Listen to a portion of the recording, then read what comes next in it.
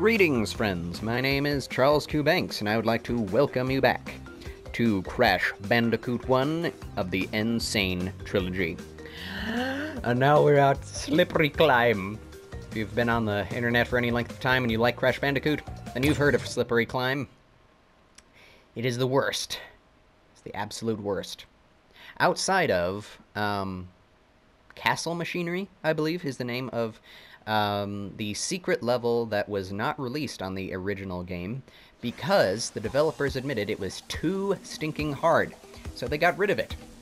And that was actually a really good choice, because it was one of the last levels, had the same level palette as you're seeing now, with a rainy, outdoors castle feel, which was actually lifted from Castlevania 2, I believe, a level in Castlevania 2 that had you running up the side of a wall, on a castle. And I've already died. That tells you how difficult this level is going to be. Thanks for tuning in. This is going to be a long one. This will probably take just as long as the high road, which is the worst of the altitudinous. I don't know if that's actually an adjective. The altitude, I'm going to use it anyway, the altitudinous road levels, bridge levels, I should say, in Crash Bandicoot. And as you can see, there's lots of, wow, I just smacked someone's hand away. Of one of Cortex's prisoners. And I think that's what goes on. There are little details in this world that tell you about the story. Like in Pinstripe Potaru's boss level, you destroy the Cortex Power engine, or whatever it is, the generator, power generator, and you can easily miss that fact. It goes dark after he accidentally shoots. Oh, that was a hard jump. Okay, and these stupid brown vultures, and we have an embryo bonus round in this level. But yeah, there are human criminals, I guess, or prisoners, as you can see here, that don't look too normal. They look kind of animalistic. And these are the people that he is using, convicts, to experiment on. That's pretty dark. And those are the ones who are being turned into his commandos. He's cross-pollinating, I guess you could call it, experimenting with animals and humans, crossbreeding, through awful genetic experiments, and creating people like Crash Bandicoot here. It was apparently once a human. I'm just coming up with that. I don't know if that's actually part of the lore. I come up with my own lore for these games. Oh, okay. You can't do that. You can't jump from the second to last step. Jeez. Unforgiving as heck. All heck. Oh, dear. Yeah, I said I wasn't going to cuss, but that doesn't mean I'm going to, not use any exclamations. So if you don't want your children to say heck, I'm sorry. Please, don't have your children watch this. Yeah, children are going to be watching almost anything, and they're probably going to lie about their age in order to watch the age-restricted videos on YouTube. And I'm actually quite pleased, or have been pleased, with the YouTube's policy with no nudity, but there are still some pretty darn, sorry I'm saying darn, but some pretty darn risque things on YouTube anyway. Basically softcore pornography is on YouTube as well, but not hardcore stuff, so, I mean, you know, what's the point, even? If they're gonna see hardcore pornography, they're gonna get interested in... I mean, if they're gonna see softcore, they're gonna get into hardcore. Because pornography and, you know, sexual stuff is addictive. And that's why there has to be censorship on the internet. And not censorship by the government. Censorship by websites. And, corporations. Especially if they get big as YouTube has gotten. Which is why I'm very impressed and happy with censorship websites. Oh! No! The vibrato on that was incredible. I don't know how many lives I've lost, what I started out with. But as you can see, this is this doesn't feel as bad when you play through it as the high road, because you're not going onwards, so the... almost missed that as well, but I'm starting to see the pattern here. It's not as bad because you're not going away from the camera, so it doesn't give you as bad of a camera angle. You can actually see how far you have to jump, and when you have to jump from the side. Which is why that, I think it was a Game Boy Advance, or something, game that they made for Crash Bandicoot after Naughty Dog, you know, gave away the rights to Crash Bandicoot. Someone else made a Game Boy Advance series of games, which were actually really fun. Really good, because it didn't try anything different. It just was mainly side-scrolling adventure-style platforming, much like in the original games, like this level.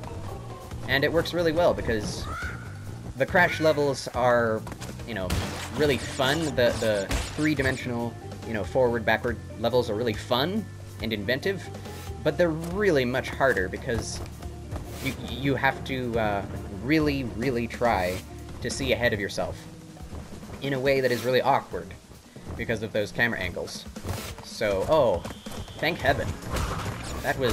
I think I waited for just the right amount of time. Oh, didn't... Waiting game this is. A waiting game this is, yes! Okay. Calm. Calm and collected.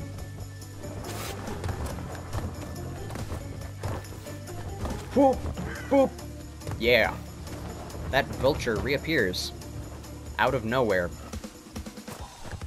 Really strange.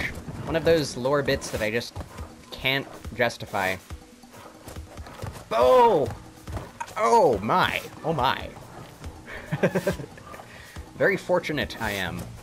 Oh, okay, never mind. Please, yes.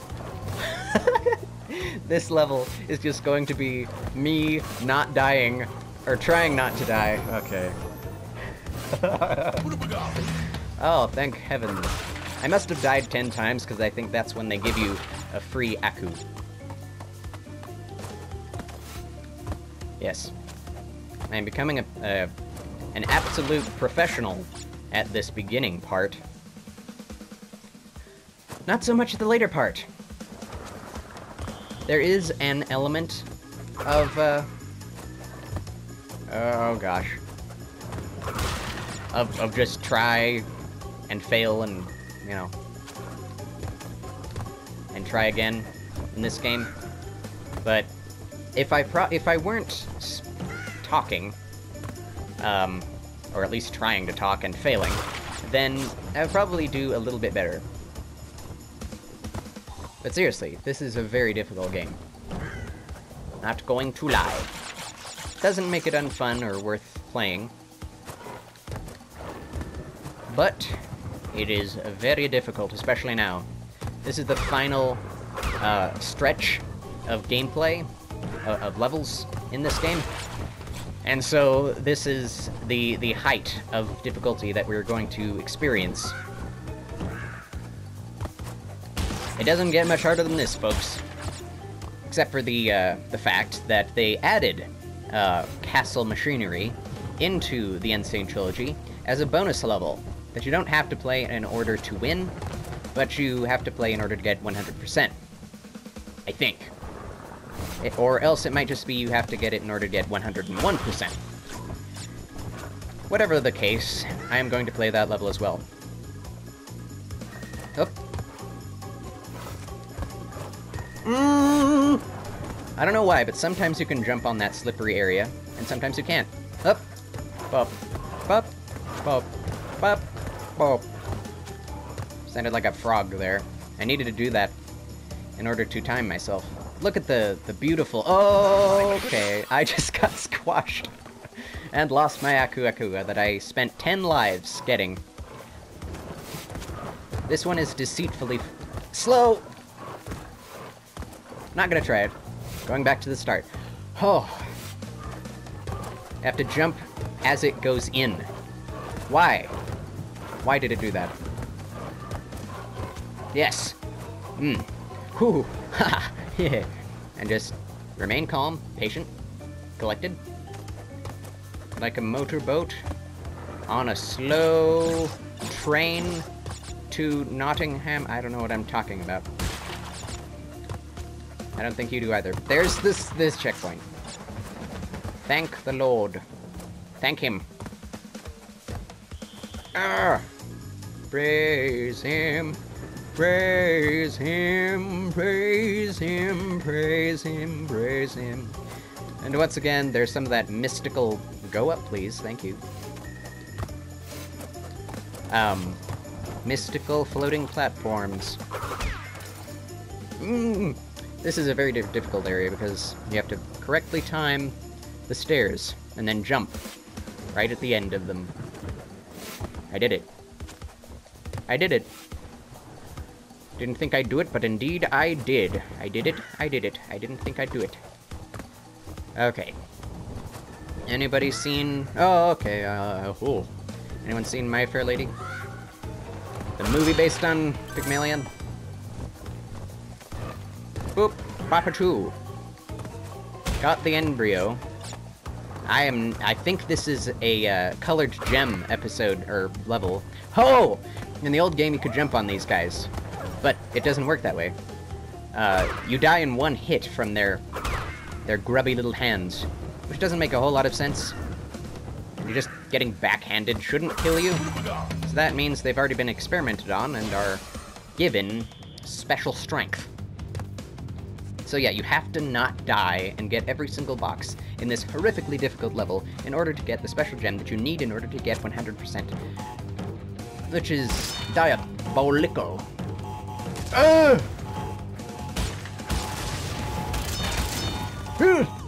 Run away! No! Oh, why? I was so stinking close. And I lost my cuckoo again, but I have this bonus area, so it doesn't matter.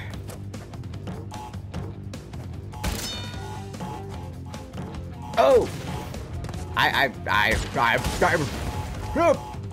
Oh, you know, I think this is the way, well, it's one way to do it. You don't get that extra life, but who needs it? Okay. It didn't matter anyway. Trying it again. Yeah, this level will definitely take a whole episode. I'm thinking every... Oh. Slid off of the box. That is literally a square. How does that happen? Don't know, but that's the way this works. Why? That is a very difficult thing to master. Having to jump on the edge of the box in order to make a diagonal leap.